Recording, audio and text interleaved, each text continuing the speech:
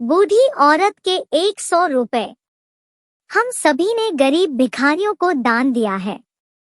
दान करना भी बहुत अच्छी आदत है, लेकिन यकीन मानिए इस कहानी में किसी जरूरतमंद की मदद करने का जो तरीका बताया गया है वह आपके दिल को जरूर छुएगी।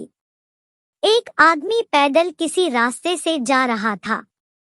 उसने देखा कि सामने एक बिजली के खंभे में कागज फंसा हुआ है और उसमें कुछ लिखा हुआ है। उसमें लिखा था कि कल इस रास्ते से गुजरते वक्त मेरे 100 रुपए कहीं गिर गए। मैं बहुत बूढ़ी हो चुकी हूँ और मुझे आंखों से साफ नहीं दिखाई देता। कृपया इस रास्ते पर कहीं भी अगर किसी को मेरे गिरे हुए 100 रुपए मिलते हैं तो कृपया करके उसे इस पते तक पहुँचा दे। नीचे दिए गए पते को पढ़ने के बाद उस व्यक्ति का मन वहां जाने को करने लगा। उस व्यक्ति ने पते को याद किया और वहां की तरफ को निकल पड़ा। वहां जाने के बाद जब उसने आवाज लगाई तो उसने देखा कि गली के आखिरी हिस्से में एक झोपड़ी है और वहां से एक बूढ़ी औरत लाठी के सहारे बाहर निकल रही है। वह आदमी जानता था कि बूढ़ी औरत वहां अकेली रहती है। बूढ़ी औरत के आने पर आदमी ने उसे बताया कि माँ जी, मुझे आपके गिरे हुए 100 रुपए का नोट मिला था। यह रहे आपके 100 रुपए। बूढ़ी औरत उस व्यक्ति की बात सुनकर रोने लगी और बोली, बेटा, कल से अब तक लगभग 20 से 25 लोग मुझे 100 रुपए दे चुके हैं। बेटा, मुझे ठीक से दिखाई नहीं देता, मुझे पढ़ना लिखना भी नहीं आता। पता नहीं किसने मेरी हालत देखकर मेरी मदद करने के लिए ऐसा किया है।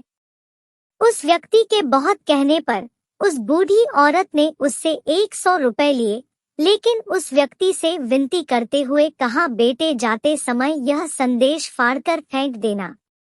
न जाने किसने मुझ पर दया करके ऐसा किया है। उस आदमी ने अपना सिर हिलाया और चला गया। थोड़ी दूर जाने के बाद आदमी सोचने लगा कि आखिर उन 20 से 25 लोगों को जो बूढ़ी औरत के पास आए थे उनसे भी उस बूढ़ी औरत ने संदेश फाड़ने के लिए कहा होगा, लेकिन किसी ने भी अभी तक इसे फाड़ा नहीं। तो फिर मैं इसे कैसे फाड़ सकता हूँ? उस व्यक्ति के मन में उस व्यक्ति के लिए बहुत ही आदर आ रहा था जिसने इस तरह से बूढ़ी औरत की सेवा करने का रास्ता खोज लिया। उस व्यक्ति के लिए उसका मन कृतज्ञता से भर गया। फिर क्या था, उस व्यक्ति ने भी खंभे में लगे उस संदेश को वैसे ही रहने दिया। दोस्तों, यह कहानी हमें सिखाती है कि हमारे मन में केवल कर्म करने की इच्छा होनी चाहिए। मदद करने के कई तरीके हैं। अगर हमारे अंदर किसी की मदद करने की इच्छा है तो हम किसी न किसी रूप में जरूरतमंदों की सेवा कर सकते हैं। आशा करती हूँ कि यह कहानी आपको पसंद आई होगी। इस कहानी पर आपकी क्या राय है, कमेंट करके हमें जरूर बताएं। चैनल पर नहीं है तो चैनल को सब्सक्राइब करें।